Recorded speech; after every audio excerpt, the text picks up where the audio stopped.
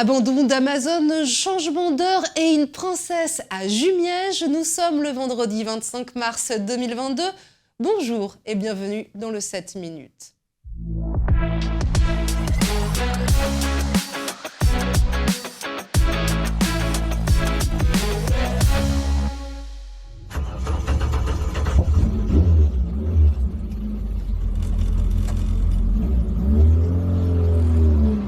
Avis aux amateurs de course, 150 véhicules prendront le départ du rallye du Pays de Caux ce dimanche 27 mars. Au menu de cette 49e édition, 40 km de course avec deux épreuves spéciales de 13 et 7 km. Sur cette manche de Coupe de France, les pilotes tenteront de décrocher leur billet pour la finale prévue chez nos voisins du Pas-de-Calais. 19 trains en moins entre Paris et la Normandie. Cette nouvelle mesure entre en vigueur ce lundi 28 mars. Les trains supprimés le seront pour l'essentiel en semaine et durant les heures creuses. Cependant, devant la gare de Rouen, les usagers ne cachent pas leur inquiétude. C'est très embêtant parce que moi, ça me permet de rentrer chez moi et puis j'utilise le train tous les jours, à des heures pas forcément les mêmes, il n'y a que le train, sinon après je peux pas rentrer. Moi personnellement j'en ai besoin, oui. Dès que je dois me déplacer, oui, ça peut être n'importe quel jour, à n'importe quel moment de la journée. Donc oui, c'est très pénalisant. C'est 62 € l'abonnement par train tous les mois, donc ça revient beaucoup moins cher qu'un plein d'essence au mois et à la journée. Du coup, même ayant le permis, je choisirais le train. Je pense que je ne serais pas la seule à faire ce trajet-là et à faire ce choix-là. On est dans un contexte où la hausse du carburant est fulgurante. Il y a aussi une prise de conscience générale du changement climatique. On pense que c'est le moment justement où il ne faut pas supprimer les trains. Et c'est le moment où il faut justement inciter les gens à aller dans les trains. Là, on a des trains qui ne circulent pas à vide, mais qui circulent avec une capacité parfois seulement remplie à hauteur de 20%. C'est trop peu et c'est trop coûteux pour nous. Et donc la bonne gestion de l'argent public nous incite à attendre qu'au minimum, on fasse circuler des trains avec 40% de remplissage. Maximilien de Vailly a succombé à une crise cardiaque dans la nuit du mercredi 23 au jeudi 24 mars. Âgé de 56 ans, il avait pris la présidence du FC Rouen cet été.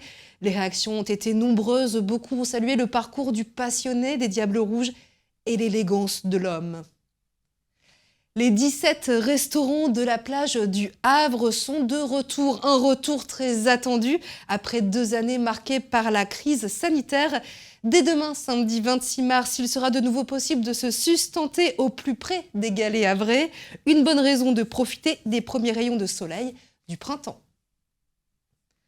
Dans la nuit de samedi à dimanche, on perd 1 heure de sommeil, mais on gagne 1 heure de luminosité en soirée.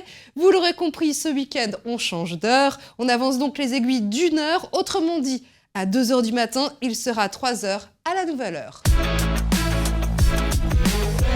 Amazon ne s'installera pas à Petit-Couronne. C'est Joël Bigot, le maire, qui l'a annoncé hier soir à 19h30 en conseil municipal. Sur place, il y avait Christophe Hubard. Bonjour. Salut Dorothée. Alors, quand tu apprends cette nouvelle, la séquence rouennaise est déjà écrite, mais tu sais qu'il va falloir faire vite. Qu'est-ce que tu fais tout de suite ?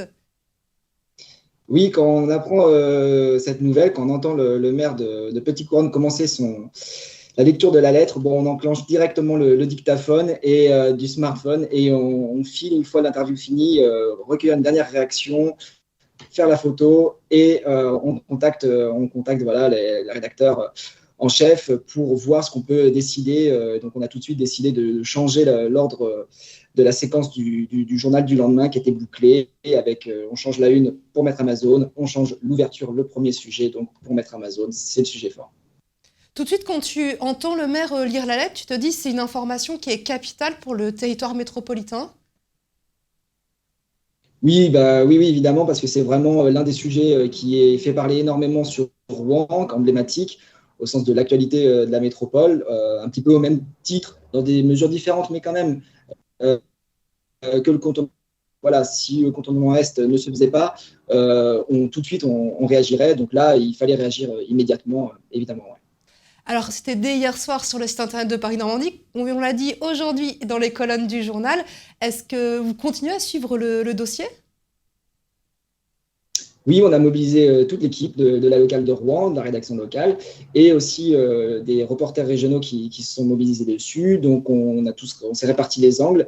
Et donc, il y aura des articles qui sont arrivés tout au long de la journée sur le site internet et dans l'édition papier de demain, avec différents angles, et notamment l'idée de retourner sur place pour voir avec les habitants ce qu'eux, ils en pensent, parce que c'est quand même aussi la base de la presse quotidienne régionale, d'être au plus près des gens.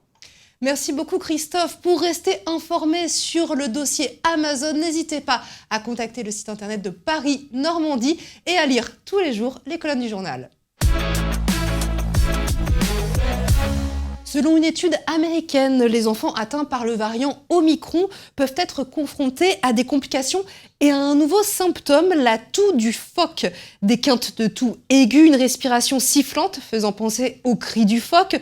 Ce sont les symptômes d'une laryngite sans grande gravité. Toutes les informations sur parisnormandie.fr, rubrique PN et vous. La princesse Marie de Danemark a inauguré la nouvelle exposition qui se tient à l'abbaye de Jumièges.